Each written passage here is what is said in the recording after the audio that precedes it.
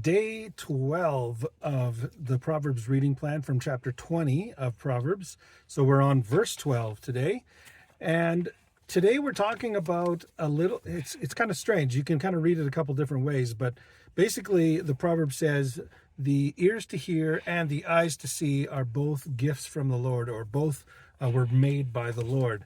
And just from a very scientific standpoint, obviously the concept of how the eye works and how the ears work, there's so much complexity to the science there, and it's pretty spectacular. And when those things are not working, then you lose one of your senses, right? We all have these five senses. But if those mechanisms, either parts of your ear aren't working, or parts of your eye, or the nerve, or anything that's behind the eye, or if those aren't working, you lose one of your senses. And that's pretty substantial. And so what this proverb is saying is that God has made both of those things in their complexity.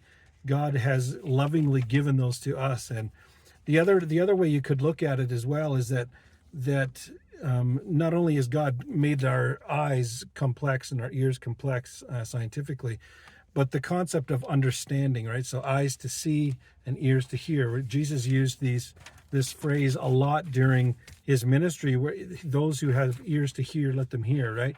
Which means not that they needed to just physically hear it, the sound of his voice, but they needed to understand his voice.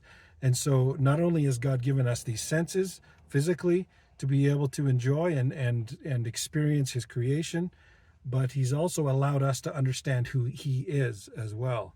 So let that be an encouragement to you. Don't ever take for granted the ability to understand God and the world around us.